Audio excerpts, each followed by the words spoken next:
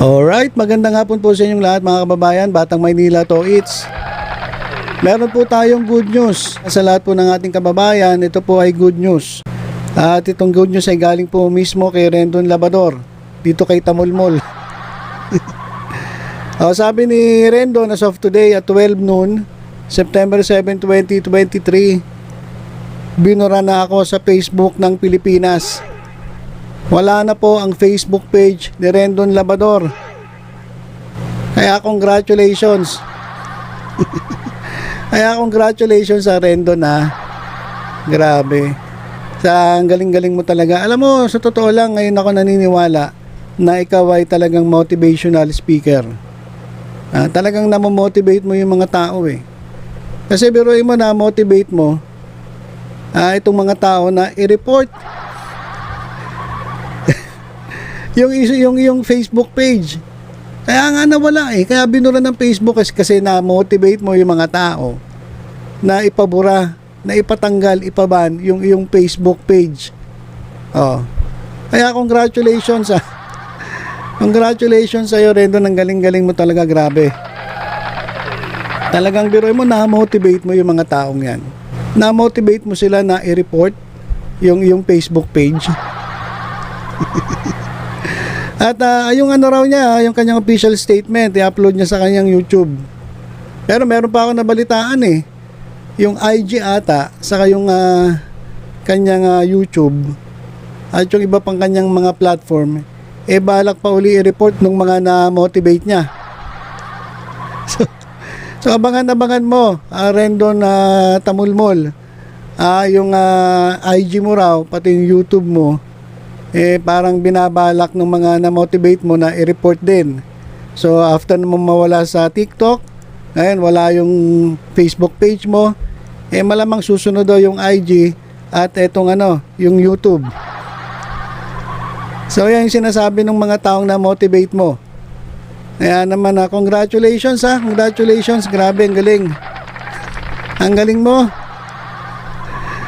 Ito, meron siyang mensahe dito sa kanyang mga taga-suporta na nag-report sa kanya.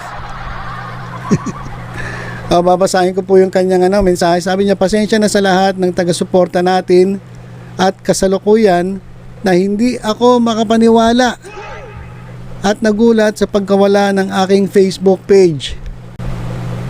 Nagtaka pa no? Pero mo nagtaka ka pa?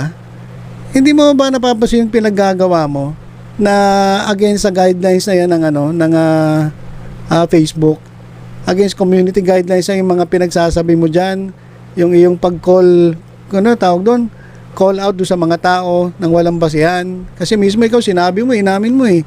Hindi mo naman kailangan na mag-research eh. Basta nakita mo, babanat ka kahit mali. Kasi pwede ka namang mag-sorry, sabi mo, di ba, doon sa interview sa'yo. So, ganun kasi yung pananaw mo, kaya yan tuloy, natawa sa'yo si Facebook. Tinanggal yung Facebook page mo. Dahil dun sa mga sa mga birada mo. Nagulat ka pa pala nun. Hindi mo pala to in-expect. Ano ba in-expect mo? Nasasang-ayunan ka ng Facebook sa mga ginagawa mong banat na walang basihan. Kaya nagulat daw ito si Tamulmol at nawala nga yung kanyang Facebook page. At nagpapasalamat daw siya sa mga taong naniniwala at nagpapadala ng mensahe ngayon. Ito, mamaya babasahin ko yung mga mensahe sa kanya kasi meron daw nagpapadala ng mensahe.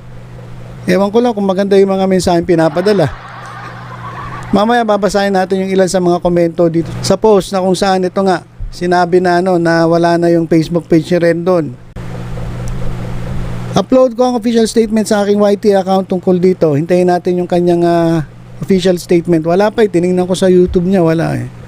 Pasensya na at paralisado kaming lahat dahil dito sa pangyayari. #stay motivated. So yan yung mensahe ni Rendon Tamulmol sa kanyang mga sa kanyang mga fans. Eto, tingnan nga natin ano ba sinasabi ng mga kababayan natin tungkol dito. Sabi, congrats, you deserve it. Let everyone rejoice. Congratulations. Ang grabe. Ang dami talaga nag-congratulate ha. Ang dami nag-congratulate dito kay Rendon ha. Deserve. Grats. Sana maiahon ka ng motivational rice mo. So halos lahat. Grabe. Halos lahat talaga nagko-congrats. Grabe. Congratulations talaga. Congratulations dito kay Rendon Tamulmol. At wala na yung kanyang Facebook page. Yan. Tuwan-tuwa yung mga tao. Siguro si Vice Ganda nagpapaparty ngayon, no? Saka si Ayon Perez siguro nagsasaya yung mga yon na talagang nagsiselebrate.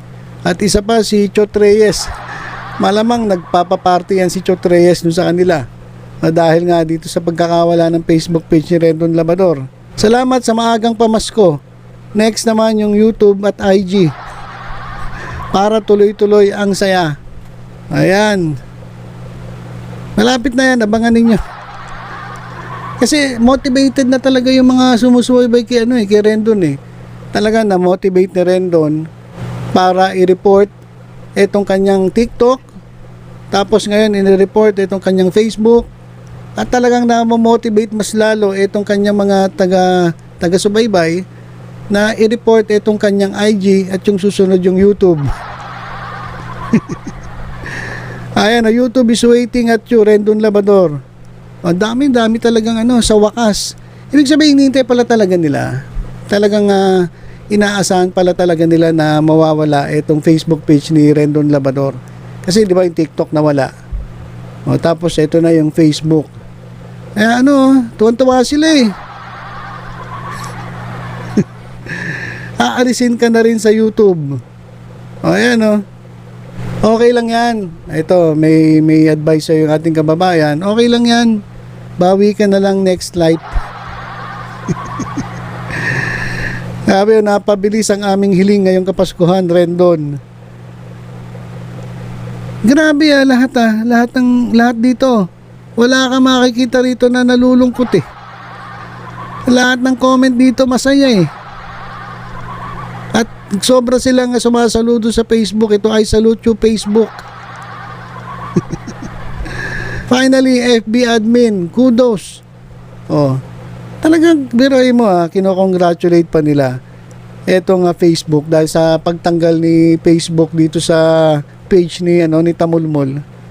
Ito medyo seryoso This is the power of social media.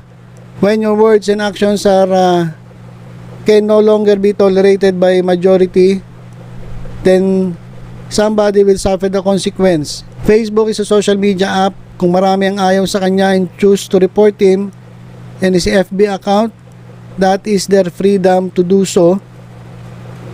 On Rendon's side, better look for your place that will accept you.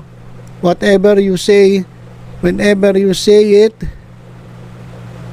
Here at Facebook kasi, we have to manually block or hide unwanted people kasi pag naliligaw sa newsfeed. Ayan. Karma. Digital na ang karma. At talagang ito, dami kong binabasa mga comment, nakikita ko. Gustong-gusto nila na pati yung Instagram at yung YT, yung YouTube, isunod. Send link na lang po sa YouTube account na i-report. Pati na rin sa TikTok. Hindi yung TikTok, okay na Alam ko yung TikTok, wala na So, nag-uusap-usap na itong mga na-motivate niya na magpasahan sila ng link ng YouTube ni Rendon at i-report na rin. Buti nga sa'yo. Ayan. Congrats, kaya mo namang i-motivate yung sarili mo, di ba? Your own. Expected na yan, no surprise at all. So, itong mga tao, expected nila na mawawala itong Facebook page ni Rendon. Siya lang yung nagulat Siya lang yung nagtaka, siya lang yung nagulat. Ba't nagkaganon yung kanyang Facebook? Bakit nawala? Mga tao alam kung bakit So, yan lang po muna ang ating update mga kababayan. Good news po ito. Congratulations kay Rendon Labrador dahil nabura na yung Facebook page mo. At inaasahan namin, hihintayin namin ang pagkawala rin ng iyong IG at ng YouTube accounts. Kasi sabi ng mga taga-suporta mo, mga taga-suporta mo to sila mismo nagsasabi na talaga motivated sila at gusto na nilang isunod yung Instagram account mo sa YouTube channel mo na matanggal din. Para din naman sa kabutihin mo yun di ba? Para hindi ka masyadong na-stress. Para hindi ka masyadong toxic. Para manahimik ka na lang muna. So, dapat wala talaga yung mga social media accounts mo. So, unti-unti, pagkatapos ng TikTok, Facebook naman, ito. Abangan na lang po natin ang pagbura ng kanyang YouTube at ng kanyang Instagram account. Kay Rendon, congratulations. Kung nasaan ka man ngayon, dyan ka na lang.